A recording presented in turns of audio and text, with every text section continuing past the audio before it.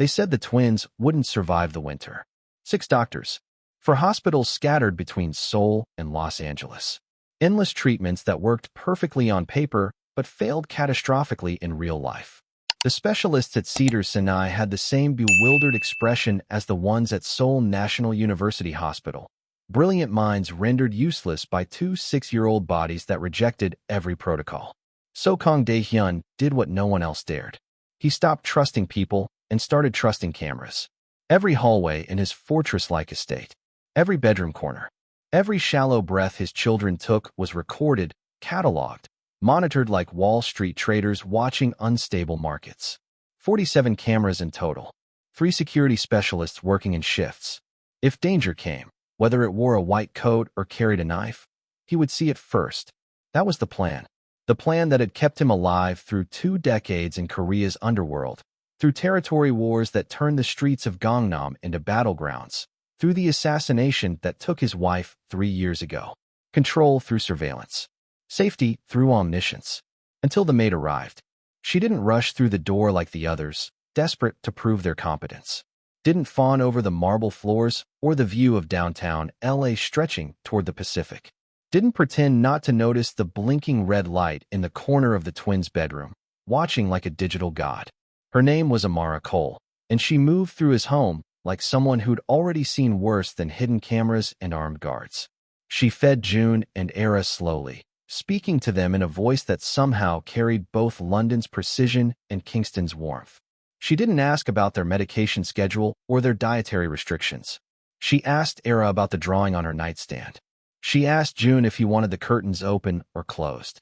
And then, without asking permission, without even glancing toward the security room where Kang watched, she reached up and turned the camera away from their bed. The security room exploded into chaos. Men reached for weapons. Someone barked orders in Korean. Monitors flickered as operators zoomed alternate angles, trying to compensate for the blind spot she'd just created in his perfect system.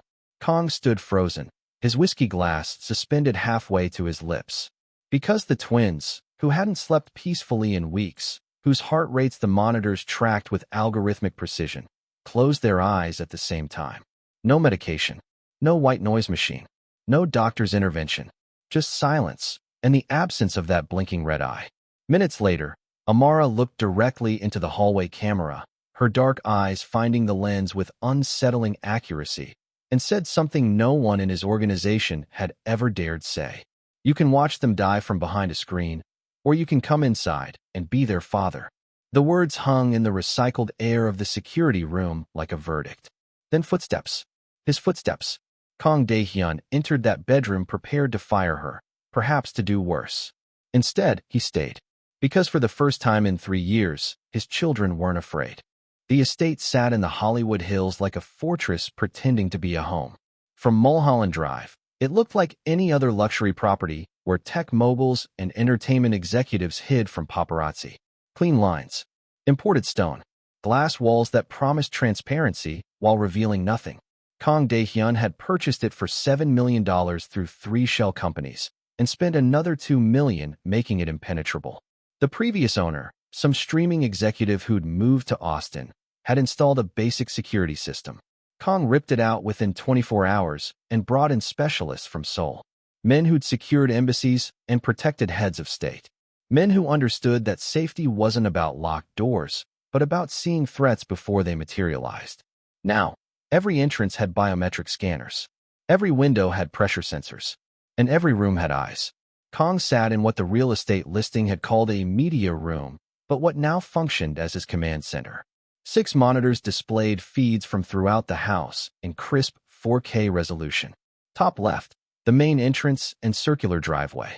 Top middle, the kitchen where his chef prepared meals under the camera's dispassionate gaze. Top right, the twins' playroom, currently empty. Bottom row, the bedrooms. He took a slow sip of Macallan 25, the whiskey hitting his throat like liquid smoke. On the center monitor, Joon stirred in his bed, his small body twisting against sheets that cost more than most people's monthly rent. The boy's breathing was shallow. It was always shallow now. The readout beneath the video feed showed his heart rate, 94 BPM. Elevated, even for sleep. Beside Joon's bed, In the twin frame positioned exactly 3 feet away, Ara lay perfectly still. Too still. She'd learned early that movement brought pain, that her own immune system treated activity like an invasion. Her heart rate held steady at 87 BPM. Both numbers were highlighted in yellow on the monitoring system. Not critical, but not normal. Never normal. Dr. Catherine Winters from Cedars-Sinai had explained it in her office 6 months ago, gesturing at charts that meant nothing to Kang. It's an autoimmune disorder, but not one we've fully categorized. Their bodies are essentially attacking themselves, specifically targeting the cardiovascular and respiratory systems. Stress makes it exponentially worse. So remove the stress, Kang had said, as if it were simple. Dr. Winters had given him the look physicians reserve for people who don't understand biology. Mr. Kang, stress for children this age isn't just external threats. It's change, uncertainty, emotional dysregulation. Then regulated. That was 4 caretakers ago. The first had lasted 2 weeks before she quit, claiming the atmosphere in the house made her uncomfortable. She didn't elaborate, but Kang knew. The cameras unsettled her. The armed guard stationed at every entrance.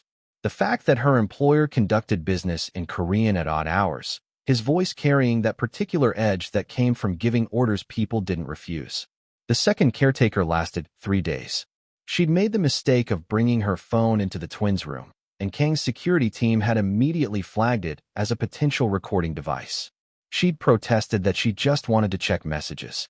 Kang had paid her for a full month and had her escorted out within the hour. Trust was a luxury he'd buried with his wife. The third and fourth caretakers blurred together.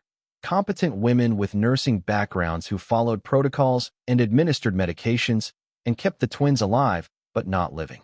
They lasted longer, but the twins' condition didn't improve. If anything, the monitors showed gradual deterioration. Heart rates climbing, sleep quality declining, episodes of respiratory distress increasing in frequency. Dr. Winters had prescribed new medications, adjusted dosages, recommended specialists at Johns Hopkins and the Mayo Clinic. Nothing changed. Kang had built his empire on a simple principle. Information was power. When his rivals moved, he knew before they'd finished planning.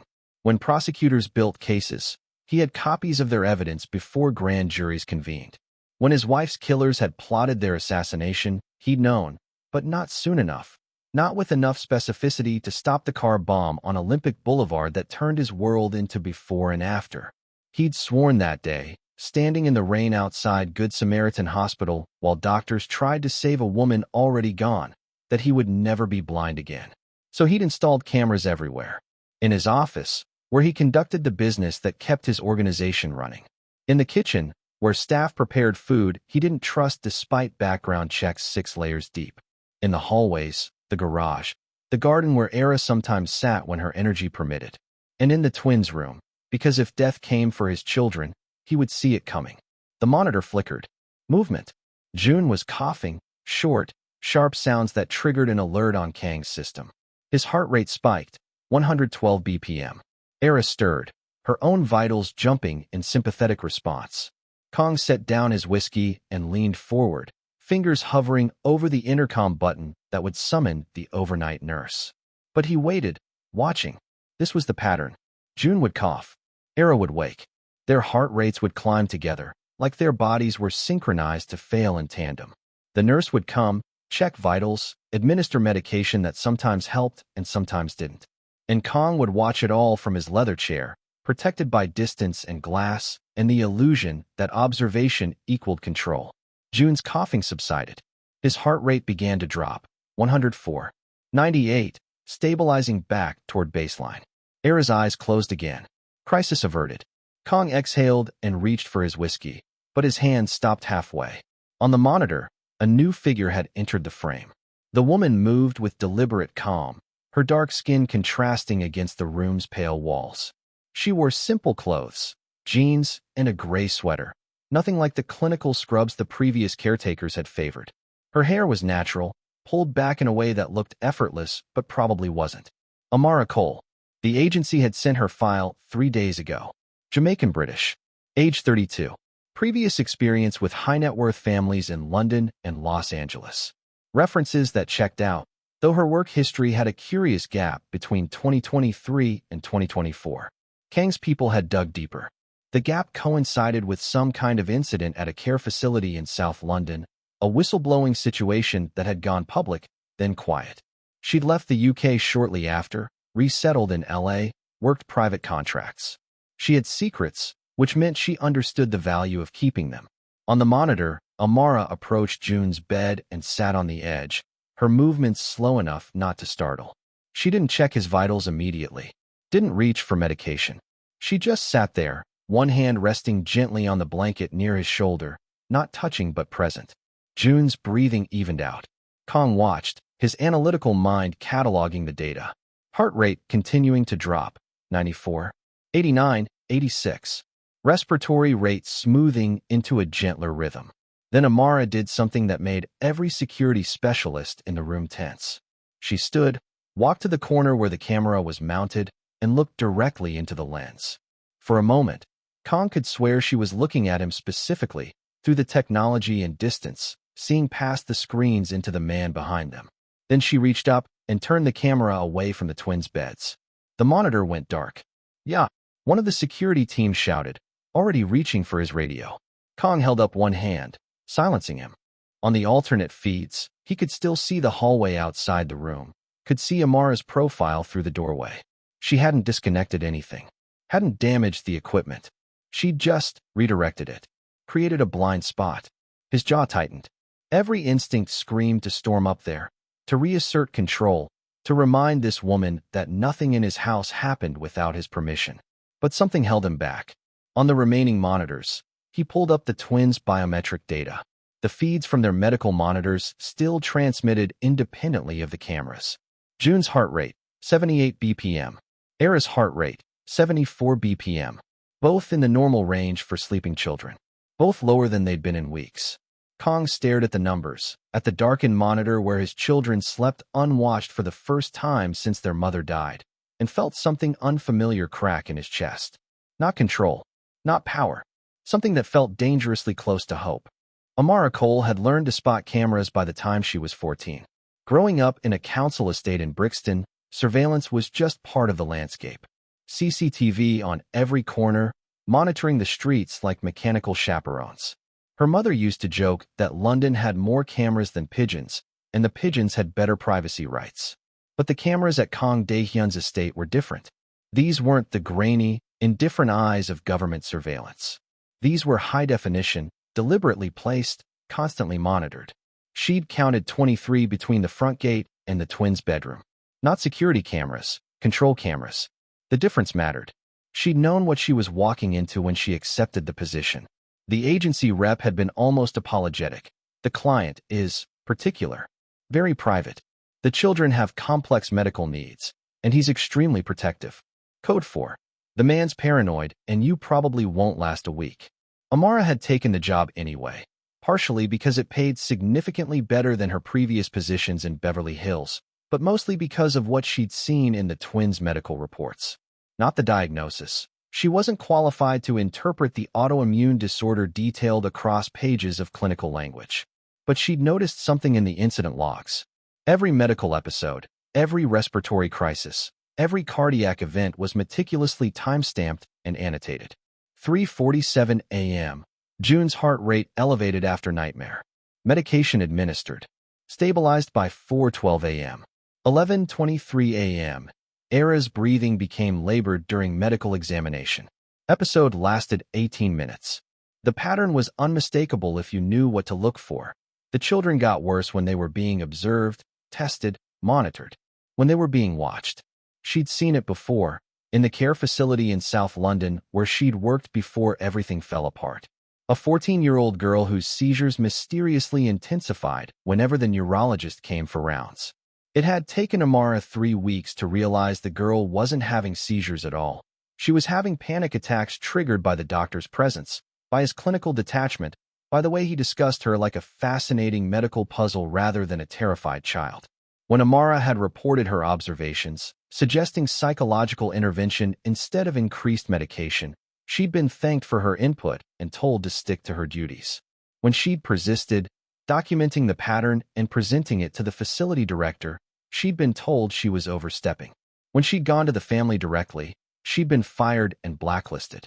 The girl had been transferred to a psychiatric ward and put on antipsychotics she didn't need. Amara had left the UK 3 months later, carrying a reference letter so deliberately bland it screamed troublemaker to anyone who knew how to read between the lines. But she'd been right about the girl, and she was right about Joon and Ara. Now, standing in the twins' bedroom with the camera turned away, she could feel the difference in the air. Joon's breathing had settled into a rhythm that sounded almost peaceful. Ara's small hand had uncurled from the tight fist she'd been holding in her sleep. The medical monitors, which Amara couldn't disable without triggering alarms, showed vital signs that were closer to normal than anything in the charts she'd reviewed. She knew Kang was watching the biometric data, knew he was probably debating whether to come up here and fire her immediately or wait until morning. But she also knew he was seeing what she was seeing. His children were responding to the absence of surveillance more than they'd responded to months of medical intervention. The question was whether he'd acknowledge it. Amara settled into the chair position between the twins' beds, another deliberate design choice she'd noticed. Everything in this room was arranged for optimal camera angles, not for comfort or connection. She pulled out the small notebook she'd started keeping. Not medical charts or incident reports, just observations. Day 1, 11:47 p.m., camera redirected. Joon's HR decreased by 16 BPM within 8 minutes. Ara's respiratory rate normalized. Neither child woke despite the movement in the room. She was writing the second entry when footsteps sounded in the hallway. Measured, deliberate footsteps that carried authority. The door opened, and Kang Dae Hyun stepped into his children's bedroom for what Amara suspected was the first time in days, maybe weeks. He was shorter than she'd expected from his photographs, but presence had nothing to do with height. He wore a suit despite the late hour, charcoal gray with subtle pinstripes that probably cost more than her monthly salary. His face was harder to read. Handsome in a severe way, with the kind of bone structure that looked carved rather than grown. But it was his eyes that held her attention. Dark, analytical, carrying the weight of someone who'd made decisions most people couldn't live with. He looked at the repositioned camera, at his sleeping children, at Amara sitting calmly in the chair as if she hadn't just violated the first rule of his household. "You're either very brave or very stupid," he said quietly, his English carrying only the faintest trace of an accent. "Neither," Amara replied, keeping her voice low. "Just observant. Observant enough to notice the 46 other cameras in this house." 47, she corrected. "You have one in the laundry room that most people would miss." Something flickered in his expression. Not quite amusement, but close. "And yet you chose to disable this one." "I didn't disable it. I redirected it." "Semantics." "Accuracy," she countered. "If I'd disabled it, your security team would have been up here in 30 seconds. Redirecting it told you this was intentional, not a malfunction." Kang stepped closer, and Amara forced herself to remain seated, to not show the instinctive fear response that came from being approached by a man whose reputation she'd researched thoroughly. The agency hadn't provided details, but Google had. Korean organized crime, territory disputes, connections to businesses that looked legitimate until you examined their financial structures, and an unsolved car bombing in LA 3 years ago that had killed his wife and nearly killed him. "You want to explain," he said, each word carefully controlled, "why you thought this was acceptable?" "I want to show you something," Amara replied. She stood slowly, moving to the medical monitor positioned between the beds. "Look at their current readings." Kang's eyes followed her gesture. She watched him process the data, saw the slight tension in his jaw as he registered what she'd already seen. "This is the most stable they've been in 2 months, he said. It wasn't a question. "Since I turned the camera away, yes. Correlation isn't causation." "No, but pattern recognition is survival." She met his eyes directly. "I've reviewed 6 weeks of their medical logs. Every episode, every spike in heart rate, every respiratory crisis happens when they're being actively observed. By doctors, by nurses, by cameras. That's impossible. Stress triggers are environmental, not. Being watched is environmental, Mr. Kang. Your children don't have any privacy. They can't cry without it being recorded. Can't be afraid without it being monitored. Can't be children without an audience. I'm keeping them safe. You're teaching them to perform safety." Amara's voice remained calm, but she could feel the truth of it in her bones. There's a difference. Kang was silent for a long moment, his gaze moving back to his sleeping children. Joon had shifted slightly, one small hand reaching out toward where his sister slept. Ara, still unconscious, had turned toward him. Even in sleep, they were reaching for each other. Their mother died 3 years ago, Kang said finally, his voice carrying an edge that wasn't quite grief, but something adjacent. Car bomb. Olympic Boulevard, near Koreatown. I was supposed to be in that car. Amara said nothing. What could you say to that? I didn't see it coming, he continued. Despite all my resources, all my information networks, all my preparations. I didn't see it. So you installed cameras. So I made sure I would never be blind again. Amara understood, then. Not just the surveillance, but the entirety of his paranoia. It wasn't about control. It was about the illusion that control could prevent loss.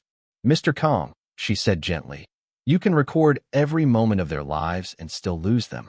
The cameras won't stop what's happening to them. Then what will? It was the first truly vulnerable question he'd asked, and Amara chose her next words carefully, letting them feel safe enough to stop fighting their own bodies. Kang's hands curled into fists at his sides. You've been here for 6 hours and you think you understand my children better than their doctors? I think I understand what it's like to be watched, Amara said quietly. To live in a system that monitors your every move and calls it care. Your children are 6 years old, and they're already performing for an audience. They're already learning that love looks like surveillance. I love my children. I believe you. But you're loving them from behind a screen. The words hung in the air between them, sharp and undeniable. Kang looked at her for a long moment, and Amara could see him calculating, weighing her words against his certainty, considering whether she was a threat or a solution. Finally, he turned toward the door. The camera stays where you put it, he said without looking back.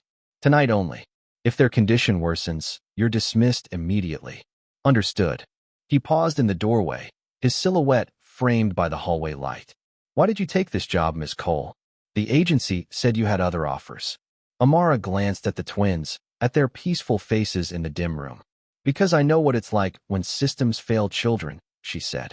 And I'm tired of watching it happen. Kang nodded once, then left. Amara settled back into her chair and returned to her notebook. Day 1, 12:33 a.m. First conversation with Kang Dae Hyun. Camera remains redirected. Children still stable.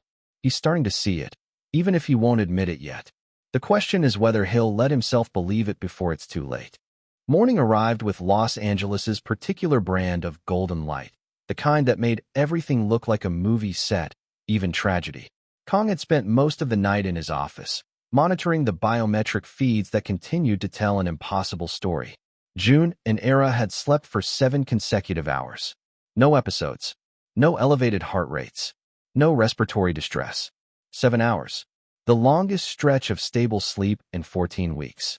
He'd pulled up comparison data going back 6 months, overlaying the graphs with an analyst's precision.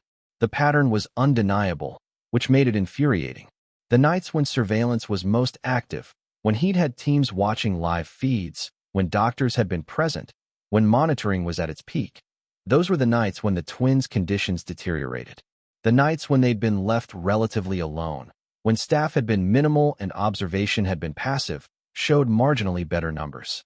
But last night, with the camera deliberately turned away, with Amara sitting quietly in the room providing human presence without digital oversight, the data was the best he'd seen since before their mother died. Kang closed the laptop and rubbed his eyes. He'd built his entire operation on information warfare, on knowing more than his enemies, on surveillance as a tool of survival. And now this woman was suggesting that the very thing that had kept him alive was killing his children. The irony would have been poetic if it weren't so painful. His phone buzzed. A text from Min Jun, his head of security. She's awake.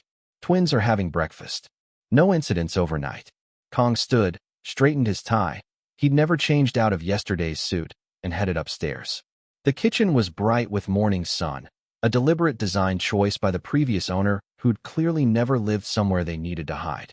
The space opened onto a terrace with views of downtown LA sprawling toward the ocean, the kind of view that real estate agents called breathtaking, and that Kang mostly ignored. Ara sat at the island counter, her small legs swinging that didn't quite reach the footrest. She was eating scrambled eggs with a focus that seemed disproportionate to the task, her dark hair still messy from sleep. Beside her, Joon was picking at a piece of toast, his appetite always the first thing to disappear when his condition worsened. But this morning, Kang noticed, the boy actually took a bite. Amara stood at the stove, cooking more eggs in a pan that looked used for the first time since Kang had owned the house. She'd changed into fresh clothes, dark jeans, and a rust-colored sweater that somehow looked both casual and put together. Her hair was still natural, pulled into a low bun that showed the elegant line of her neck. She glanced up when he entered, offering a polite nod, but nothing more. No expectation of praise for last night's results. No obvious anxiety about his reaction. Just calm presence. "Good morning, Mr. Kang," she said. "Coffee's ready if you'd like some." He nodded, moving to the coffee maker and pouring a cup from the French press she'd apparently prepared. The kitchen had a $4,000 espresso machine he'd never used. His staff typically served him Americanos prepared exactly to specifications. But this coffee, simple, strong, unpretentious, was better. "Appa." Ara's voice was small but clear. She'd started calling him that again recently, after months of silence. "We slept with no bad dreams." Kang felt his chest constrict. He set down his coffee and moved to his daughter, crouching so they were eye level. "No bad dreams," he repeated gently. She shook her head, her eyes, so much like her mother's it sometimes hurt to look at them, bright with something he hadn't seen in months. Simple childhood joy. "Joon didn't cough either," she continued, reaching over to pat her brother's arm. "Not even once." Joon looked up from his toast, and Kang saw it there too. Not quite health. The boy was still too pale, still too thin, but something closer to normalcy. "How are you feeling?" Kang asked his son. Joon considered the question with the seriousness he applied to everything. "Lighter," he said finally. "Like I'm not carrying something heavy." Kang's throat tightened. "That's good," he managed. "That's very good." He stood, his eyes meeting Amara's across the kitchen. She was watching the interaction with professional distance, but he caught something else in her expression. Satisfaction, maybe. Or vindication. "Miss Cole, a word?" "Of course." She wiped her hands on a towel and followed him to the adjacent dining room. Formal, rarely used, and crucially, out of earshot of the children. Kang kept his voice low. "The results from last night are consistent with my hypothesis," she finished. "Your children's autoimmune response is partially triggered by the stress of constant surveillance. I'd like to run a more controlled test today." "What kind of test?" "Keep the bedroom camera redirected. Minimize monitoring throughout the day. I'll maintain detailed logs of their vitals, but we'll do it manually rather than through constant digital observation." Every instinct Kang had developed over 20 years screamed against this. Less monitoring meant less control. Less control meant vulnerability. Vulnerability meant death. But the data didn't lie. "You understand," he said carefully, "that if you're wrong, if their condition deteriorates because of reduced surveillance, there won't be a second chance." "I understand. And you're willing to stake your employment, possibly more, on this theory?" Amara met his gaze without flinching. "I'm staking their lives on it, Mr. Kang, which is significantly more than my employment." He studied her face, looking for the angle. Everyone had an angle. Everyone wanted something. In his world, altruism was just ambition wearing a mask. But if she was playing him, she was doing it better than anyone he'd ever encountered. "1 week," he said finally. "You'll have 1 week to prove this approach works. If their condition improves, we'll continue. If it worsens, we return to full surveillance immediately and you're dismissed." "Agreed." "And Ms. Cole." He stepped closer, lowering his voice further. "If I discover you have any agenda beyond helping my children, if you're documenting this for a book, or planning to sell information, or working for anyone who has an interest in my family, you'll destroy me," she finished calmly. "I know. I've done my research too, Mr. Kang. I know who you are and what you're capable of." "Then why take the risk?" For the first time, something personal crossed her features. Not fear, but something older. Something that looked like regret. "Because children deserve better than what systems give them," she said quietly. "And because I didn't speak up loudly enough once before. I won't make that mistake again." There was a story there, Kang knew. Something that had brought her from London to Los Angeles, from legitimate care facilities to private contracts with families like his. But that was a question for another time. 1 week, he repeated. 1 week. They returned to the kitchen, where the twins had finished breakfast and were asking Amara if they could go to the playroom. She glanced at Kang, a silent question. He nodded. Of course, she told them. Let me clean up here first, and then we'll.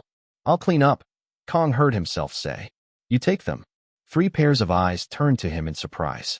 It had been months since he'd done anything as mundane as wash dishes. He had staff for such things. But he also hadn't spent unmonitored time with his children in longer than he cared to admit. Are you sure? Amara asked. I'm sure. She nodded and took the twins' hands, Joon on her left, Ara on her right, and led them toward the playroom. Kang watched them go, watched the easy way his children moved with her, the absence of the careful performance they usually maintained. Then he turned to the sink full of dishes and started washing them for the first time in 3 years. The water was warm. The work was simple. And for just a moment, standing in his kitchen doing ordinary tasks, Kang Dae Hyun allowed himself to imagine a world where cameras weren't necessary, where love didn't look like surveillance, where his children could be children without an audience. It was a dangerous thought, but lately, he was beginning to suspect that safety was even more dangerous. 3 days into the experiment, and Kang found himself doing something he hadn't done in years, trusting his own eyes more than technology. The twins were improving. Not dramatically. Their medical condition was too complex for miracle cures, but measurably. Joon had gone 48 hours without a respiratory episode. Ara's energy levels had increased enough that she'd asked to go outside, something she hadn't requested in months. And Amara Cole remained a mystery wrapped in competence. She moved through his house like someone who'd learned to be invisible when necessary, but chose visibility now. She never flinched when his security team entered rooms. Never seemed surprised by the cameras she knew were everywhere. Never asked questions about the late-night phone calls he took in Korean, about the men who occasionally visited with briefcases and serious expressions. She simply cared for his children with a skill that seemed both professional and deeply personal, which was exactly what made Kang suspicious. He'd had Min Joon dig deeper into her background, past the sanitized report from the agency. What he'd found was interesting. Amara Cole, born in London to Jamaican immigrant parents. Father a transit worker, mother a nurse. Scholarship to King's College London, where she'd studied early childhood development and pediatric care. Stellar academic record. Graduated with honors. Then 10 years working in various care facilities across London. Hospitals, private practices, specialty centers for children with complex medical needs. References that were glowing until they weren't. The gap in her employment corresponded to something called the Riverside Care Facility Incident. Min Joon had found news articles from 2023, though they were brief and carefully worded. A whistleblower had alleged that children were being over-medicated to make them easier to manage. An investigation had been launched. The facility had been cleared of wrongdoing. The whistleblower, unnamed in the articles, had left the country shortly after. Kang found Amara in the twins' playroom that afternoon, sitting on the floor with Ara while Joon built an elaborate structure from wooden blocks. The camera in this room was still active, positioned high in the corner, but Amara had angled the furniture so the children's faces weren't in direct view, reducing surveillance without eliminating it entirely. Compromise. May I speak with you? Kang asked from the doorway. Amara looked up, reading something in his expression. Of course. Ara, can you help your brother with the tower for a few minutes? The little girl nodded seriously, moving to sit beside Joon as if she'd been assigned an important mission. Amara followed Kang to his office, the one room in the house where he could speak freely, where his own cameras were under his control and his alone. He closed the door and gestured to one of the leather chairs facing his desk. She sat, her posture relaxed but attentive. Riverside Care Facility, Kang said without preamble. 2023, you were the whistleblower. She didn't deny it. Yes. You alleged that children were being unnecessarily medicated to manage behavioral issues that stemmed from institutional neglect. That's correct. The investigation found no wrongdoing. The investigation was conducted by the same health authority that had been certifying the facility for years. Her voice remained even, but Kang caught the edge beneath it. They weren't interested in finding wrongdoing. They were interested in protecting reputations. So you left the country. I was encouraged to leave the country by people who made it clear that continuing to speak publicly would damage my career beyond repair. She met his eyes. I assume you've had similar conversations with people, Mr. Kang. when the truth becomes inconvenient to powerful interests. He had, more times than he could count. Why are you telling me this? Amara asked. You clearly already know everything you need to about my past. Because I need to understand your motivation. You lost your career in London for speaking up about children being mistreated. Now you're here, working for a man whose business interests you must know are unconventional. You mean illegal. Kang didn't confirm or deny. I'm here because Joon and Ara need someone who will prioritize their well-being over institutional protocols, Amara said. I don't care what you do for a living, Mr. Kang. I care whether your children survive their childhood. That's remarkably pragmatic for someone who risked everything for principle. No, it's pragmatic because I risked everything for principle. She leaned forward slightly. I learned in London that systems protect themselves, not the vulnerable people they claim to serve. I learned that speaking truth to power often means losing your power to speak. And I learned that sometimes the best thing you can do is work within broken systems to help individuals, even if you can't fix the whole structure. It was the most she'd revealed about herself since arriving, and Kang found himself respecting the honesty. What happened to the children at Riverside? He asked. Something pained crossed her face. Most stayed. A few were transferred to other facilities when their families became concerned. One girl, the one whose case I documented most thoroughly, was moved to psychiatric care and put on antipsychotics she didn't need. Because she was having panic attacks triggered by the very people supposed to be helping her. Amara's eyes widened slightly. You read the sealed case files. I read everything, Miss Cole. It's how I stay alive. She nodded slowly. Then you understand why I recognized what was happening with your children. The anxiety that comes from being constantly observed, constantly monitored, never having privacy or autonomy. It manifests physiologically, especially in children whose bodies are already under stress. So you turned my camera away. So I turned your camera away. They sat in silence for a moment. Two people who'd both learned that truth-telling carried costs, that systems failed more often than they succeeded, that sometimes survival meant accepting imperfect solutions. The girl from Riverside, Kang said finally. Do you know what happened to her? She's back home now, living with her grandmother in Manchester. Off the medications. Attending regular school. Amara's voice softened. I get emails sometimes. She's doing well. How do you know? Because I stayed in contact with her family, even after I left the UK. Someone needed to make sure the system hadn't destroyed her completely. She paused. Someone needed to witness that she mattered. Kang understood, then, why she'd turned the camera away that first night. Not because she didn't understand the value of surveillance, but because she understood too well the cost of being surveilled. I'm not a good man, Ms. Cole, he said quietly. I've done things that would make most people refuse to work for me. The money that pays your salary comes from businesses that operate in moral gray areas at best. I know. And you're comfortable with that? I'm comfortable with the fact that Joon and Ara didn't choose their father's profession, and they shouldn't suffer because of it. She stood, smoothing her sweater. We all make compromises, Mr. Kang. The question is whether we're compromising toward something better or just toward convenience. And which am I doing? I don't know yet. But I know your children are getting better, and that's enough for now. She moved toward the door, then paused. For what it's worth, she said, I don't think you're as bad as you believe you are. Bad men don't lie awake watching biometric data, hoping their children will be okay. They don't wash dishes in their own kitchen because their kids need someone to be present. They don't question their methods when evidence suggests they're wrong. You don't know me well enough to make that assessment. Maybe not, but I know your children. And children are remarkably good judges of character, even when they can't articulate it. She opened the door. Joon asked me this morning if you would read to them tonight. He said you used to, before their mother died.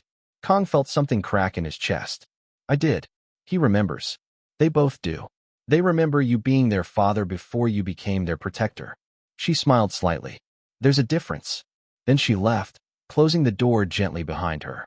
Kang sat alone in his office, surrounded by screens that showed him every corner of his house except the ones that mattered. That evening, for the first time in 3 years, he went to his children's room without checking the monitors first. He brought a book, one of the old Korean folktales their mother had loved, stories about tigers and magpies and foolish men who learned wisdom too late. Amara had already prepared the twins for bed, but she'd left the bedside lamp on, as if she'd known he would come. Appa. Ara's face lit up when she saw the book. The tiger story. The tiger story, Kang confirmed, settling into the chair between their beds. He read in Korean, letting the familiar rhythms of his first language fill the room. The twins listened with the absolute attention children reserve for stories, for moments when the world shrinks to just the people who matter. Halfway through, Joon's hand crept out from under his blanket and touched Kang's arm. Not grabbing, just touching. Contact. Kang kept reading, but he shifted so his son could maintain that connection. By the time he finished, both twins were drowsy, their eyes heavy with sleep that looked natural instead of medicated. "Will you read again tomorrow?" Ara asked, her voice already dream-soft. "Yes," Kang promised. "Tomorrow and the day after. And the day after that. And the day after that." She smiled and closed her eyes. Kang sat there for a long time after they fell asleep, watching his children breathe in the dim light, their faces peaceful in a way he'd almost forgotten was possible. No cameras recording this moment. No monitors tracking every heartbeat. Just a father and his children, existing in the same space, sharing the same air. When he finally stood to leave, he noticed something on the nightstand. Amara's notebook, left open to today's entry. Day 3, KDH read to the twins tonight. First time in years, according to Joon. Both children's resting heart rates dropped an additional 8 BPM during the reading. No medical intervention required. Sometimes the best medicine is just being present. Note to self, healing isn't about perfect conditions. It's about genuine connection. These children don't need a fortress. They need a father. Kang closed the notebook carefully and turned off the light. In the hallway, he passed the camera that still monitored this corridor. He looked directly into it and nodded once at his own security team. Then he walked away, leaving his children unwatched for another night. The first sign of trouble came on a Wednesday afternoon, disguised as routine business. Kang was in a video conference with his operations managers in Seattle and Vancouver, discussing shipment routes and distribution logistics for the legitimate import business that fronted his less legitimate activities. The conversation was coded, they always were, but the substance was clear enough. Someone was moving product through territories that had been neutral for years. Someone was testing boundaries. The new player, Min Joon said after Kang ended the call. His head of security stood at the window, looking out over LA like he could spot threats in the smog. "Lee Sang-min's people have been asking questions about your personal life."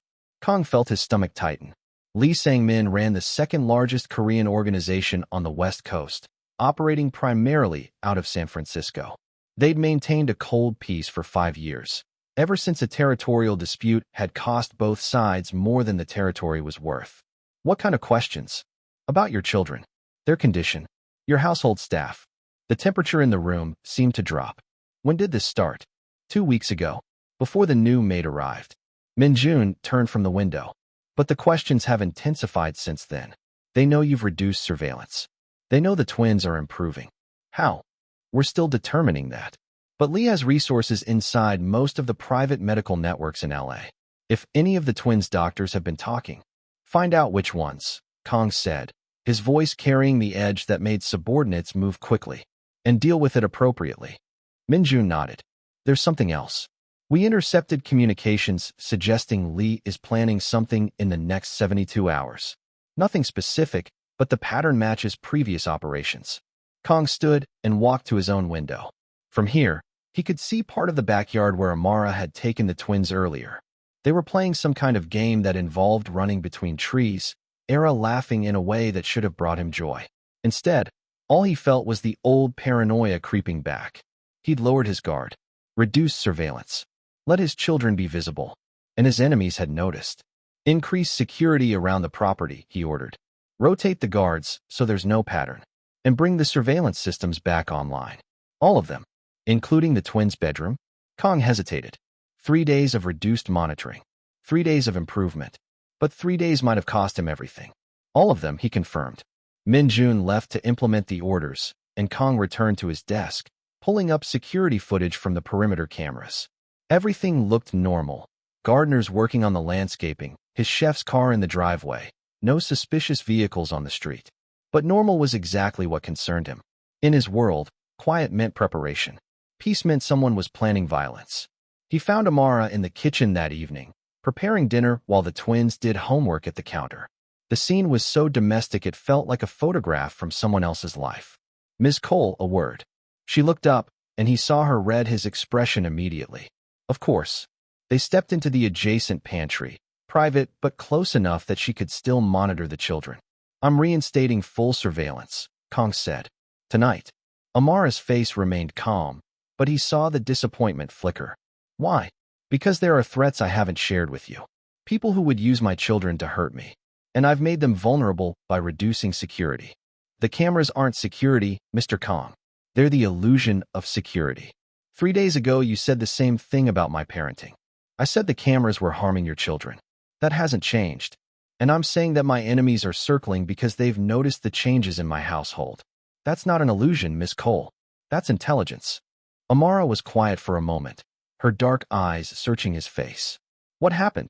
He shouldn't tell her. She was staff, hired help, someone who needed to know her duties, but not his business. But she'd also been right about everything else. A rival organization has been asking questions about the twins. About our household changes. They're planning something. He kept his voice low. In my world, weakness is fatal. And I've shown weakness. You've shown humanity, Amara corrected. There's a difference. Not to men like Lee Sang-min. She absorbed this, leaning against the pantry shelves. So your plan is to lock the twins back in a surveillance system that was killing them, just slower than your enemies might? My plan is to keep them alive long enough to find a better solution. There is no better solution if you're teaching them that love looks like imprisonment, Mr. Kang. They'll survive your enemies and die from the stress of being your children. The words hit harder than he'd expected. You think I don't know that? You think I don't see what this is costing them? I think you're about to choose fear over faith because it's familiar. Faith doesn't stop bullets, Ms. Cole. Cameras do. Cameras record bullets. They don't stop them. They stared at each other in the small space, both breathing hard, both recognizing the impossible position they were in. Finally, Amara spoke more gently. I understand you're afraid. I understand that reducing surveillance feels like walking a tightrope without a net. But you've seen the improvement in Joon and Ara over the past 3 days. You've seen them become children again. And if they're taken, if someone uses this opening to hurt them, then you deal with that threat directly, the way you've always dealt with threats. But you don't punish your children for your enemy's existence. I'm not punishing them. I'm protecting them. From the wrong thing. Kang clenched his jaw. Every instinct screamed to reassert control, to flood the house with cameras and guards and monitoring systems until nothing could happen without his knowledge. But he also remembered Joon's hand on his arm last night. Ara's laughter this afternoon. The peaceful sleep they'd had for 3 consecutive nights. Compromise, he said finally. We increase external security. More guards on the perimeter. Better monitoring of approaches to the property. But the internal cameras stay as they are now. Minimal, redirected, giving the twins space. Amara considered this. And if your security team objects? They work for me, not the other way around. And if the threat is real? If someone actually comes for the twins? Then we'll deal with it when it happens. But I won't sacrifice who they're becoming just because of who I am. Something shifted in Amara's expression. Respect, maybe, or recognition that he was finally understanding what she'd been trying to tell him. Okay, she said. Compromise. They returned to the kitchen, where Joon was showing Ara his completed math worksheet, and Ara was pretending to be impressed despite not understanding multiplication yet. Normal sibling dynamics. Normal childhood moments. The kind of normal that Kang had thought was impossible in his world. That night, he called Min Joon to his office and gave specific orders. Increase perimeter security, install additional cameras on the property's exterior, run background checks on every staff member going back 10 years. But leave the children's spaces alone. Boss, Min Joon said carefully. If Lee is planning something, then we handle it the way we've always handled threats. Directly and decisively. Kang met his security chief's eyes. But we don't let him dictate how we live inside our own home. Min Joon nodded, though his expression suggested he thought this was a mistake. Maybe it was. But Kang was beginning to think his biggest mistake had been believing that survival and living were the same thing. Later that night, he stood in the doorway of the twins' room, watching Amara read to them. She'd chosen an English book this time, something about a mouse and a cookie, and both children were giggling at the silly voices she did for each character. The camera in the corner remained redirected. The medical monitors showed steady, healthy vital signs. And somewhere in the city, an enemy was planning violence. Kang accepted all of it. The risk, the uncertainty, the terrifying possibility that choosing his children's well-being over absolute security might cost him everything. But as he watched Ara's eyes light up with joy and Joon's body relax into genuine laughter, he realized something. He'd already lost everything once, 3 years ago on Olympic Boulevard. And he'd survived it by hardening into someone who watched life through cameras rather than living it. Maybe the real threat wasn't Lee Sang-min or surveillance systems or enemies circling. Maybe the real threat was becoming so afraid of loss that you destroyed what you were trying to protect. Amara glanced up and caught him watching. She didn't stop reading, but she smiled slightly, acknowledging his presence. Kang nodded and turned away, heading back to his office where security feeds showed him every approach to his property, every potential threat, every shadow that might contain danger. He would protect his children from external threats, but he would also protect them from the internal threat he'd become, even if it killed him. The attack came at 2:47 a.m. on a Friday, during the shift change when security was briefly at half strength. Kang was in his office reviewing financial reports when the alarms screamed to life. Every screen in his command center flooded with red warnings as the perimeter sensors detected multiple breaches simultaneously. East Wall, South Gate, and North Driveway. Min Jun's voice crackled through the radio. 6 targets, possibly more. Professional entry, they knew the blind spots. Kang was already moving, his hand finding the Glock he kept in his desk drawer. The twins. I'm heading there now. An explosion cut off the transmission. Not large enough to damage the structure, but loud enough to wake everyone in the house, including Joon and Ara. Kang sprinted toward the stairs, his mind racing through tactical calculations. 3 entry points meant coordination. Professional execution meant Lee Sang-min or someone with equivalent resources. The timing during shift change meant inside information. Someone on his staff had betrayed him. He reached the second-floor hallway just as Amara emerged from the twins' room, Joon in her arms and Ara clinging to her side. Both children were crying, terrified by the explosion and the sirens still wailing throughout the house. Get them to the safe room, Kang ordered, pointing to a door at the end of the hallway that looked like a linen closet but opened to a reinforced panic room. Code is 0824, their birthday. What's happening? What I told you would happen. Go. Now. Another explosion, this one closer. The windows rattled. Amara's eyes met his for a brief moment, and he saw the question there. Is this because we reduced surveillance? Did I cause this? This isn't your fault, Kang said, surprising himself with the certainty in his voice. This was planned before you arrived. Now go. She nodded and ran toward the safe room. Both twins pressed against her. Kang moved in the opposite direction, toward the main staircase where he could hear footsteps. Heavy boots, multiple people, ascending with the confidence of a professional team. 3 men appeared at the top of the stairs, dressed in black tactical gear, faces covered. They saw him at the same instant he saw them. Training took over. Kang fired twice, center mass on the lead target. The man went down. The other 2 scattered, returning fire. Bullets tore through the custom wallpaper his late wife had chosen, turned an antique vase into shrapnel. He ducked into his office, using the doorframe for cover. His mind was coldly analytical despite the adrenaline. 3 men on this floor, probably 3 more downstairs. Standard extraction team configuration. They weren't here to kill. They were here to take. To take his children. Rage flooded through him, hot and clarifying. He'd spent 3 years building walls to prevent exactly this scenario, and the 1 week he'd lowered those walls. No, Amara was right. The cameras wouldn't have stopped this. The cameras just would have let him watch his children being taken in high definition. More gunfire from somewhere below. Min Jun's voice crackling orders through the radio system. His security team was engaging, but they'd been caught off guard, positioned wrong, spread too thin. Kang moved through his office to the private staircase, a feature the architects had installed for the previous owner, meant for discretion but useful for exactly this kind of situation.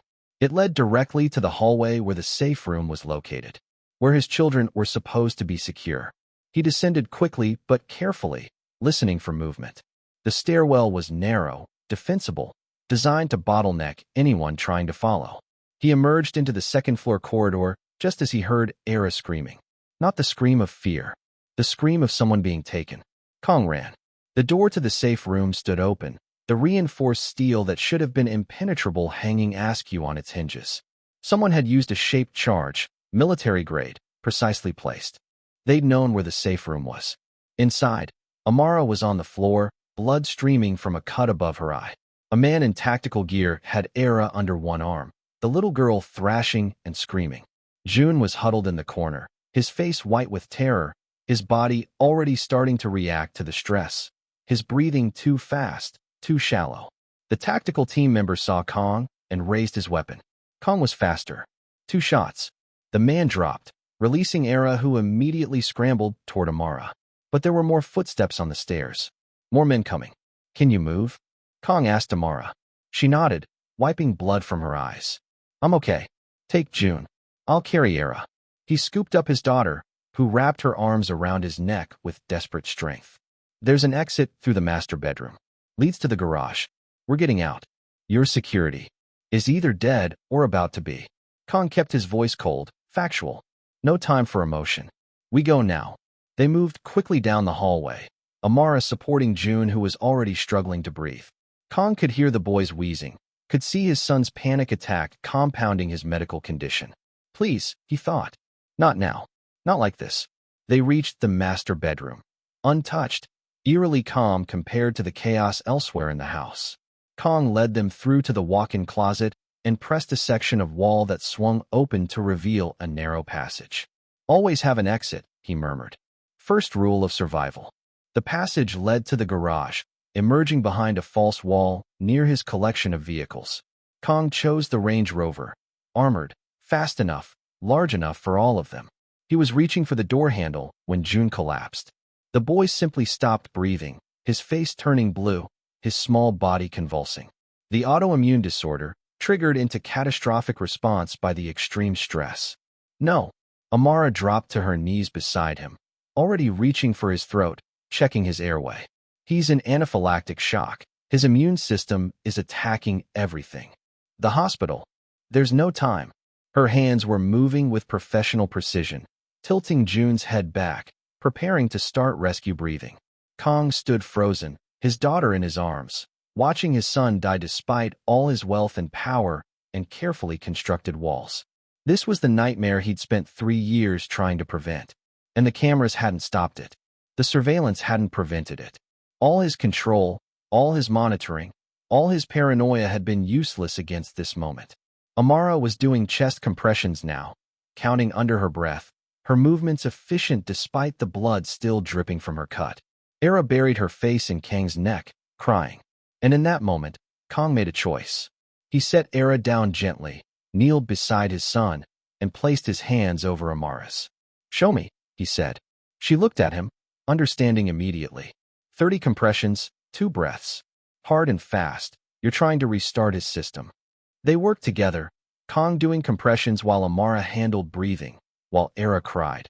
While somewhere in the house his security team fought an enemy that had already won by forcing him into this moment. 20 seconds passed. 30. Joon remained limp. Come on, Kang heard himself saying. Not a command. A prayer. Come on, Joon. Come back. Come back to me. Amara gave 2 more breaths. And Joon gasped. It was a terrible sound. Wet, desperate, painful, but it was breathing. His eyes fluttered open, unfocused and terrified, and he started crying. Which meant air was moving. Which meant life. Kang gathered his son into his arms, feeling the small body shake with sobs and shock and the aftermath of nearly dying. I've got you, he whispered in Korean. I've got you. You're okay. You're safe. Amara sat back on her heels, breathing hard. Her hands were shaking now that the crisis had passed. We need to move, she said quietly. He needs a hospital. Kang nodded and stood, still holding Joon. Ara, come with me. His daughter took his hand, and together they moved to the Range Rover. Kang placed Joon in the back seat, Ara beside him, Amara climbing in to monitor them both. He started the engine just as the garage door exploded inward. But instead of tactical team members, it was Min Joon and 3 of Kang's security team, weapons raised. Boss, we secured the house. For hostiles down, 2 retreated. The police. We're going to Cedars Sinai. Kang interrupted. Handle the authorities. Make this go away. Min Jun's eyes took in the scene. The children in the back, Amara's bloody face, Kang's expression. Understood. Kang drove. He drove through the Hollywood Hills at speeds that would have been reckless if he'd had anything left to care about besides the fragile lives in his back seat. He drove through red lights and around slower traffic, one hand on the wheel and his eyes constantly checking the rearview mirror where he could see Amara monitoring Jun's breathing, counting respirations, keeping him alive through sheer competence and will. They reached Cedars-Sinai's emergency entrance in 12 minutes. Kang carried Joon inside himself, his son's breathing still shallow but steady, while Amara followed with Ara. Help him, Kang told the first doctor he saw. Not a request. An order from a man who'd just learned that all his power meant nothing against the fragility of children. Please. The medical team moved with practiced efficiency, taking Joon on a gurney, asking questions Amara answered while Kang held Ara and watched his son disappear behind emergency room doors, and realized that the cameras he'd installed everywhere, the surveillance he'd trusted more than people, the control he'd built his entire life around. None of it had saved his son. A woman had. A woman he'd almost fired for turning a camera away. Human connection, not technological oversight, had kept Joon alive. Kang looked at Amara, still bleeding from the cut on her face, her sweater torn from the attack, her eyes exhausted but alert. Thank you, he said. It was inadequate, insufficient, but it was all he had. She nodded. He's going to be okay. You don't know that. Yes, she said firmly. I do. And somehow, impossibly, he believed her. Joon stabilized by dawn. The doctors at Cedars-Sinai had worked through the night, managing his autoimmune crisis with medications and interventions that Kang barely understood but paid for without question. By the time the sun rose over Los Angeles, casting golden light through the hospital windows, his son was breathing on his own again. Sleeping peacefully in a pediatric ICU bed, monitors tracking his vitals with the same obsessive precision Kang had employed in his own home. The difference was that here, the monitoring was medical necessity, not paranoia. Dr. Winters arrived around 8 a.m., reviewing Joon's charts with the kind of focused intensity that had made her one of the top pediatric specialists in California. The attack on his system was severe, she told Kang in the hallway outside Joon's room. The extreme stress triggered a cascade reaction. Essentially, his immune system went into overdrive fighting a threat that was largely psychological. Can you stop it from happening again? Medically? I can manage the symptoms. But Mr. Kang, you need to address the root cause. She looked at him with the directness of someone who'd earned the right to speak plainly. Your son almost died from fear. Not from his condition, but from the stress that exacerbated it. I know. Do you? She gestured toward the room where Ara was sleeping in a chair pulled up beside her brother's bed, and where Amara sat watching them both, stitches now closing the cut above her eye. Because from where I'm standing, you've been treating your children's autoimmune disorder like it's purely medical, when the evidence clearly shows it's at least partially environmental. Kang wanted to defend himself, to explain about the threats, the enemies, the rational basis for his paranoia. But the words died in his throat because she was right. He'd been so focused on protecting his children from external dangers that he'd created internal ones. What do I do? He asked quietly. Dr. Winters's expression softened. You give them stability. Routine. As much normalcy as possible given your circumstances. And you consider that the best protection you can give them might not be walls and cameras, but emotional security. She left him standing in the hallway, staring through the window at his children. Amara emerged a few minutes later, moving slowly. The hospital had checked her for concussion. She was fine, just bruised and exhausted. They're both sleeping, she said. I can stay if you need to leave. I'm not leaving. You have a business to run. Security issues to manage. Police to deal with. I have children who need their father, Kang corrected. Everything else can wait. Amara studied his face, and he saw her recognize what had shifted. This wasn't your fault, wasn't it? I brought this life to them. My enemies attacked because I showed vulnerability. Because you're human, she interrupted. Because you made choices years ago that have consequences now. But Mr. Kang, those choices don't define what you do next. What should I do next? She gestured back toward the room. Be present. Be their father. Everything else is negotiable. By afternoon, Min Jun had arrived with updates. The attack had been Lee Sang-min's operation, retaliation for a territory dispute, and an attempt to leverage the twins for negotiation. 4 of Lee's men were dead. The 2 who escaped had been traced to a safe house in Koreatown. "We can move on them tonight," Min-jun said. "Send a message that this kind of action has consequences." Kang listened to the familiar rhythm of retaliation, the logic of violence he'd operated under for 20 years. Hit back harder than you were hit. Never show weakness. Destroy your enemies before they destroy you. The old Kang would have approved the operation without hesitation. But the old Kang had also nearly lost his son because he couldn't differentiate between protection and control. "No," he said. Min-jun's eyebrows rose. "Boss, we don't retaliate. We negotiate." "Negotiate? After they attacked your home? After they nearly killed?" "I said negotiate." Kang's voice carried absolute authority. "Set up a meeting with Lee. Neutral territory. I want this ended, not escalated. He'll see that as weakness. Let him. I've realized that being seen as weak to my enemies is preferable to actually being weak with my children." Min-jun looked like he wanted to argue, but something in Kang's expression stopped him. "What are you planning?" "I'm planning to stop being the kind of man whose children suffer because of his pride." Kang stood and walked to the window, looking out over Los Angeles. Lee wanted leverage. He wanted to show me he could reach my family. Fine. He's shown me. Now I'm going to show him that continuing this war costs more than either of us can afford. And how do you do that? Kang turned back to his security chief. By giving him something he doesn't expect. Truth. The meeting happened 3 days later in a private room at a restaurant in downtown LA. One of those places where powerful people conducted business behind closed doors and the staff knew to be discreet. Lee Sang-min arrived with 2 bodyguards, which Kang matched with Min-jun and 1 other team member. Both men left their weapons with security outside the room, an old tradition that honored neutrality even when trust was absent. Lee was older than Kang by a decade, his hair silver, but his eyes still sharp with the intelligence that had built his organization into what it was. "You wanted to talk," Lee said in Korean, settling into a chair. "So talk." "The attack on my home," Kang began, also in Korean, the language of their shared culture and shared business. "It was well planned. Professional. It almost worked. But didn't. No. Because my children's caretakers saved my son's life while your men were planting charges." Kang met Lee's eyes. "You didn't just attack me. You attacked 2 6-year-olds with medical conditions. Children.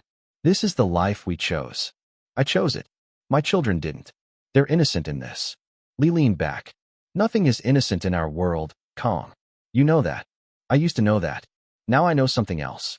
Kang placed a folder on the table between them. "Inside here is information on 3 of your operations that my people have compromised. Shipping routes, financial connections, law enforcement contacts. Everything I'd need to destroy significant portions of your business." Lee's bodyguards tensed, but he raised a hand to calm them. And I'm giving it to you." Silence. "Why?" "Because I'm done with this war. I'm stepping back from active operations, transitioning to purely legitimate businesses. My underbosses can handle day-to-day operations, but I'm removing myself from the parts of this life that make my children targets." Lee's expression showed nothing, but Kang could see him calculating. "You're retiring?" "I'm choosing fatherhood over power. There's a difference. This is a trick. This is the truth. Look at the information. Verify it. You'll see I'm giving you everything you'd need to hurt me significantly." Kang pushed the folder closer. "I'm showing you my weakness voluntarily because I'm trusting you to be smart enough to recognize that killing me or taking my children accomplishes nothing. I'm no longer your competitor. I'm just a father trying to keep his kids alive." Lee opened the folder and scanned the documents. His face remained impassive, but Kang knew the man well enough to see the shock beneath the control. "This information is real," Lee said finally. "Yes. You're actually walking away. From the parts that endanger my family, yes. I'll maintain financial interests, but someone else can handle the operational risk." Lee closed the folder and studied Kang with something that might have been respect. "Your wife's death changed you. My wife's death nearly destroyed me. My children's near death is rebuilding me into someone different." Kang stood. "I'm not asking for friendship. I'm asking for a ceasefire based on mutual interest. You don't want the attention that comes from hurting children. I don't want the stress that comes from constant warfare. We can both have what we want if we're willing to let old grudges go. And if I refuse, If I use this information to crush what remains of your operations, then you prove you value pride over pragmatism, and I've misjudged you. Kang moved toward the door. But I don't think I have. I think you're smart enough to recognize when the war is over. He left before Lee could respond, Min-jun following with obvious concern. That was insane, his security chief said once they were in the car. You just gave him everything. I gave him a choice, Kang corrected. Between endless conflict or productive peace. I'm betting on his intelligence. And if you're wrong, then I'll deal with it. But I won't live the rest of my life preparing for worst-case scenarios while missing the present-day reality of my children's lives. When they returned to the hospital, Joon was awake and sitting up, color returning to his face. Ara was showing him drawings she'd made during his sleep. Amara looked up when Kang entered and smiled slightly. Good timing. They just approved discharge for tomorrow. Both of them. Dr. Winters wants to see you about long-term management, but the immediate crisis is over. Kang sat on the edge of Joon's bed, and his son immediately reached for him. Not desperately, like during the attack, but naturally. The way children reach for parents they trust. Appa, Joon said quietly. Are the bad men gone? It was a simple question with a complicated answer. But Kang decided to try something new. Honesty appropriate to a 6-year-old's understanding. I'm making sure they won't come back, he said. By changing how I do things. By being smarter about what matters. What matters? Kang looked at his son's face, at Ara listening intently, at Amara watching with the quiet support of someone who'd proven herself essential. You two matter, he said. More than anything else. More than my business. More than my pride. More than being powerful. He pulled both twins closer. I'm sorry it took me so long to understand that. Ara leaned against his shoulder. Can we go home? Tomorrow. And when we do, things are going to be different. Different how? Joon asked. Fewer cameras. More family time. Less watching and more living. Promise. Kang held his children close and made a promise he intended to keep. Promise. Outside the hospital room, Min-jun's phone buzzed with a message. Lee Sang-min had sent a single word. Peace. The war was over. Now Kang just had to learn how to live without it. The day they removed the cameras felt like surgery. Kang stood in the twins' bedroom, watching technicians carefully detach equipment that had been installed with surgical precision 3 years ago. Each camera came down like a piece of his old life being excised, leaving small holes in the walls that would need to be patched. Cosmetic damage he could repair. The psychological damage would take longer. You're sure about this? Min-jun asked, clipboard in hand, tracking each piece of equipment being removed. I'm sure. The perimeter cameras stay active? Yes. External security remains. But inside the house, we're removing everything except the main entrance and garage. The family deserves privacy in their own home. Min-jun made a note, then hesitated. Boss, can I speak freely? When have you not? This change, stepping back from operations, removing surveillance, negotiating with Lee. I want you to know I support it. Not as your security chief, but as someone who's watched you for the past 3 years. He looked uncomfortable with the emotion, but pushed through. You're getting yourself back. It's good to see. Kang nodded, not trusting his voice. The technicians finished and left, taking boxes of equipment with them. The house felt different immediately, lighter, somehow. As if the weight of constant observation had been tangible and its removal created actual physical space. Amara appeared in the doorway with both twins, who'd been at the park with her while the work was done. All finished? She asked. All finished. Joon and Ara looked around their room with wide eyes, immediately noticing the difference. The red lights are gone, Ara said, pointing to where the cameras had been. They are, Kang confirmed. This is your room now. Private. Just yours. What if we need help? Joon asked, practical as always. Then you call out, and someone will come. Like any other family. The twins exchanged looks, processing this new reality. Then, with the adaptability of children, they ran to their toys and started playing as if constant surveillance had never existed. Amara stepped into the hallway with calm, lowering her voice. How are you feeling about this? Terrified, he admitted. Like I've removed the safety net and we're all walking on a wire. Or you've removed the prison bars and you're all learning to walk freely. Same thing, depending on perspective. Exactly, she smiled. Fear and freedom often look identical at first. Over the following weeks, Kang discovered she was right.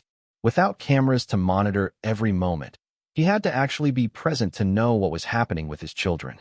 He started joining them for breakfast instead of reviewing overnight security footage. He began reading to them every night instead of watching them sleep on monitors. He learned things cameras had never shown him, like how Ara preferred her eggs scrambled soft, not hard.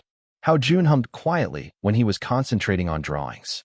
How both twins had developed a private language of gestures and expressions that only made sense between siblings. Small details that constituted who they were becoming. Dr. Winters noticed the changes immediately during their next checkup. "Remarkable," she said, reviewing their latest test results. "Joon's episodes have decreased by 60%. Ara's stamina has improved significantly. Whatever you're doing, keep doing it." "We're living," Kang said simply, "instead of just surviving." "Well, it's working. I'm reducing their medications and increasing the intervals between appointments. These children are healing." On a Tuesday afternoon 6 weeks after the attack, Kang found himself doing something he hadn't done in years, playing. Amara had suggested it almost casually. The twins want to play hide and seek, and they need one more person. And before he could overthink it, he'd agreed. Now he was crouched behind a couch in the living room, listening to Ara count to 30 while Joon giggled from somewhere upstairs. The entire situation was absurd. He was a man who'd ordered operational strikes and negotiated million-dollar deals, hiding behind furniture from a 6-year-old. But when Ara shouted, "Ready or not? Here I come," and started searching, he found himself actually trying not to be found. She discovered Joon first. His brother had hidden in the same closet he always chose, predictable in the way only children can be. Then both twins started hunting for Kang. "Appa must be really good at hiding," Ara said, loud enough that he knew she knew he could hear. "Maybe he went outside," Joon suggested. "No, he's inside. I can feel it." Feel it. As if his presence had weight, as if she was attuned to him in ways that didn't require visual confirmation. The opposite of surveillance. Ara appeared around the couch suddenly, her face lighting up with triumph. "Found you." Kang let himself be found, let himself be dragged from his hiding spot, while both twins celebrated their victory, and realized he couldn't remember the last time he'd laughed. Actually laughed, not the polite chuckle he used in business meetings, but real laughter that came from genuine joy. Amara watched from the kitchen doorway, smiling in that quiet way she had. When their eyes met, she gave him a small nod of approval. That nod said, "This is what it looks like." That evening, after the twins were asleep, Kang found Amara on the terrace, looking out over the city lights. "I want to thank you," he said, "properly, for everything you've done for my family. You pay me well, Mr. Kang." "Thanks aren't necessary." "They absolutely are. You didn't just care for my children. You showed me how to be their father again." She turned to face him. "You were always their father. You just forgot that fatherhood isn't about perfect protection. It's about imperfect presence." "Imperfect presence," he repeated. "I like that."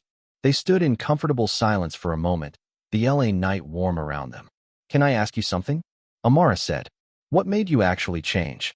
After years of surveillance and control, what made you finally let go?" Kang thought about it. "Watching Joon stop breathing. Holding my son while he almost died despite all my preparations. Realizing that everything I'd built to protect them had been useless when it mattered." He paused. "And realizing that the person who saved him wasn't someone I'd vetted through background checks or monitored through cameras. It was someone who just showed up and cared. I didn't do anything special. You did the most special thing possible. You saw my children as people, not problems to be managed. You gave them dignity when everyone else, including me, was treating them like medical cases." Amara's eyes glistened slightly. "That means a lot. More than you know. Why did you stay?" Kang asked. "After the attack, after seeing the violence that surrounds this family, you could have left. The agency would have understood. I stayed because Joon and Ara need consistency. They need to know that someone won't disappear from their lives just because things get hard." She smiled softly.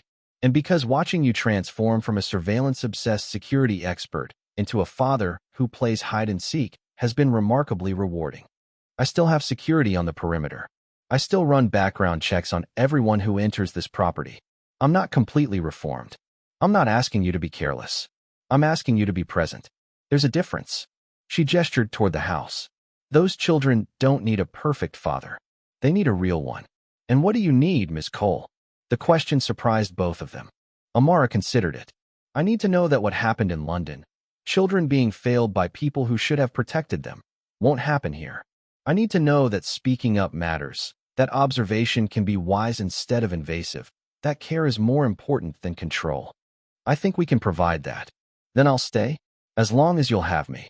The twins would be devastated if you left. Just the twins. It was a bold question, and Kang found himself answering honestly. No, not just the twins. Something shifted in the air between them, but neither pushed it further. There would be time for that conversation, if it needed to happen. For now, it was enough to stand together in the Los Angeles night. Two people who'd both learned that the best protection wasn't walls or cameras or distance. It was connection. 3 months after the cameras came down, Joon and Ara had their best medical evaluation ever. No episodes. Stable vital signs. Normal energy levels for children their age. Dr. Winters called it a minor miracle. Kang called it the result of finally understanding what his wife had tried to tell him before she died. That love wasn't about control. It was about trust. And trust required vulnerability. And vulnerability required the courage to stop watching and start living. 6 months later, Kang Dae Hyun sat in a coffee shop in Santa Monica, watching the ocean through floor-to-ceiling windows, and barely recognized his own life. He'd transferred operational control of his organization to his 3 most trusted underbosses, retaining only financial oversight and strategic consultation. His days were no longer filled with territorial disputes and security briefings. Instead, they contained school pickups and parent-teacher conferences and the mundane beauty of ordinary life. He was, by every metric that had previously defined him, significantly less powerful. He'd never been happier. Appa, look. Ara ran up to his table, her hands full of seashells from the beach. I found 12 different kinds. 12. Kang examined each shell with appropriate seriousness. This one's my favorite. That's abalone. Miss Cole told us about them. They're really rare. Joon appeared more slowly, his energy still lower than Ara's, but improving every week. He carried a bucket with more shells and something that looked like seaweed. I found a starfish, he announced proudly. But Ms. Cole said we have to put it back because it needs to live in the ocean. Ms. Cole is right, Kang confirmed. Should we go return it together? Both twins nodded enthusiastically. Amara was waiting by the water's edge, her dress blowing in the Pacific breeze, her natural hair free and catching the sunlight. She'd stayed with the family, transitioning from hired caretaker to something that didn't have a clean professional definition. Companion, maybe. Co-parent, sometimes. Friend, definitely. And possibly, eventually, something more.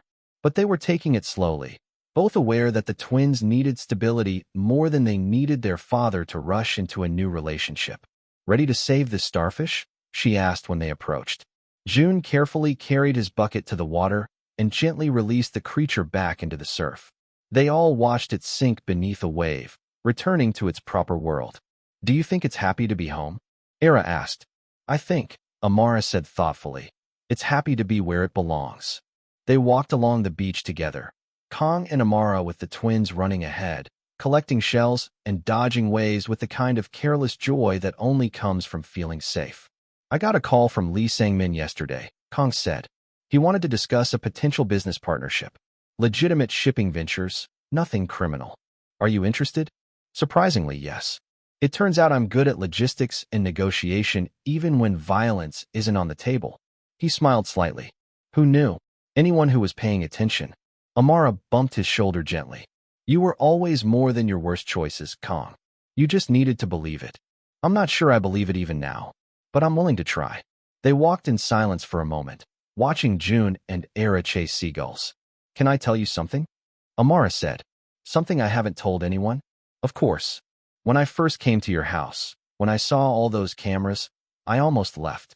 I thought you were exactly the kind of man who'd failed those children in London, someone who cared more about control than connection. She looked at him. I was wrong. You weren't failing your children because you didn't care. You were failing them because you cared too much and didn't know how to express it without it becoming surveillance. Is there a difference? All the difference. The man in London knew he was harming children and did it anyway for profit. You were harming your children accidentally, trying to protect them with the only tools you knew. She paused.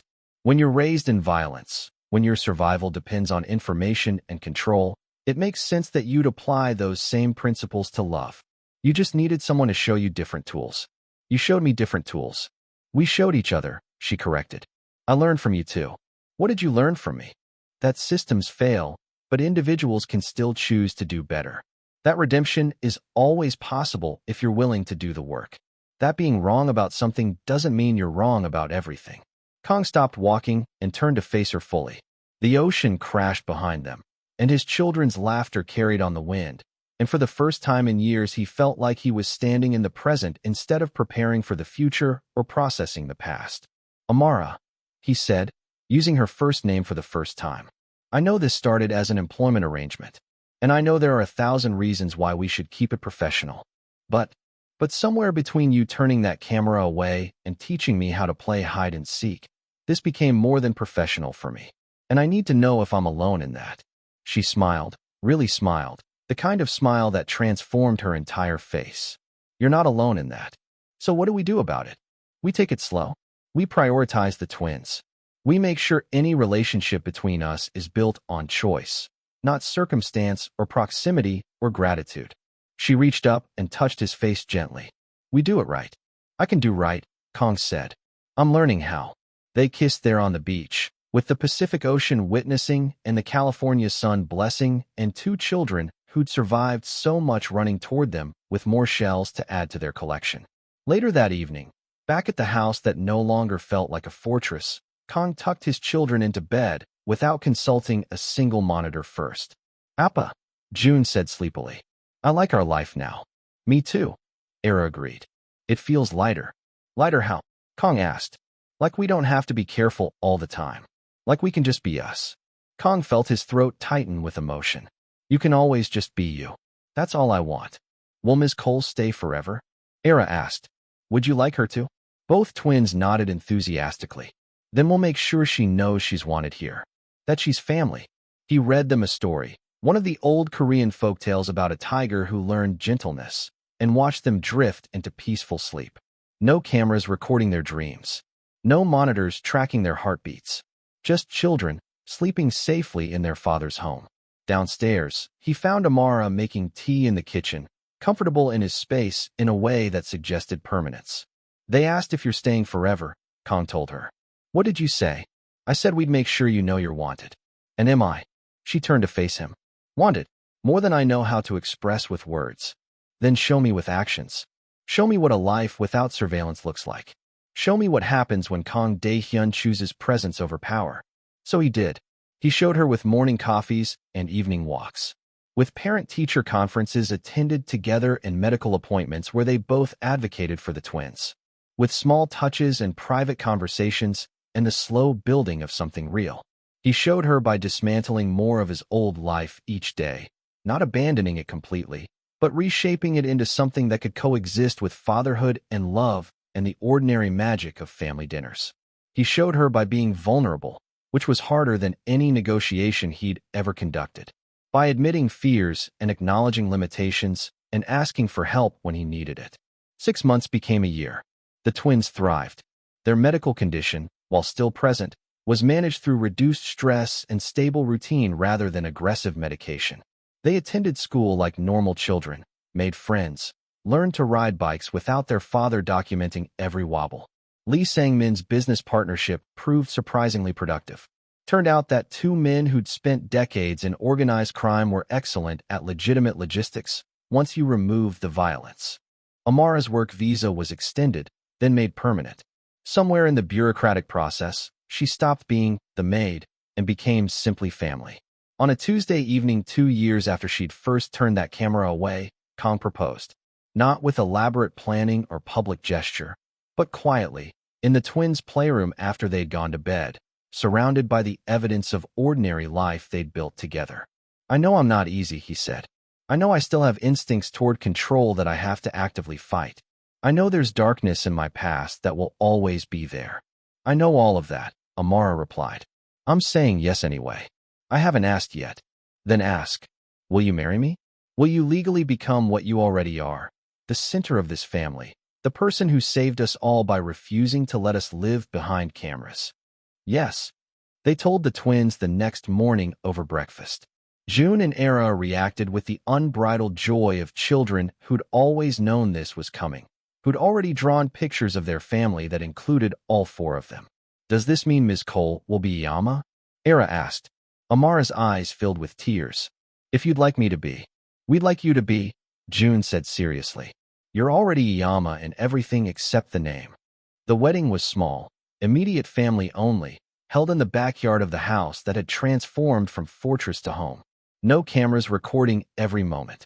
Just people, present and engaged, witnessing the beginning of something new. Min Joon served as best man, which surprised everyone including himself. Dr. Winters attended, marveling at how healthy the twins looked. Lee Sang-min sent a gift and a note. Congratulations on choosing the harder path. It suits you. And as Kang slipped the ring onto Amara's finger, as he kissed his wife while their children cheered, he realized something profound. He'd spent 20 years building power through information, through control, through the belief that seeing everything meant understanding everything. But the most important things in his life, his children's healing, his own transformation, this love he'd found with a woman brave enough to turn a camera away, none of it had been visible through surveillance. Some truths could only be seen by being present. Some safety could only be found by accepting risk. Some love could only be built by choosing vulnerability over control. The cameras were gone. The power was diminished. But what remained? This family, this love, this ordinary, beautiful life, was everything he'd never known he needed. And for the first time since his wife had died on Olympic Boulevard, Kang Dae Hyun looked at his future without fear. Because he was finally living it, not just watching it happen. The end.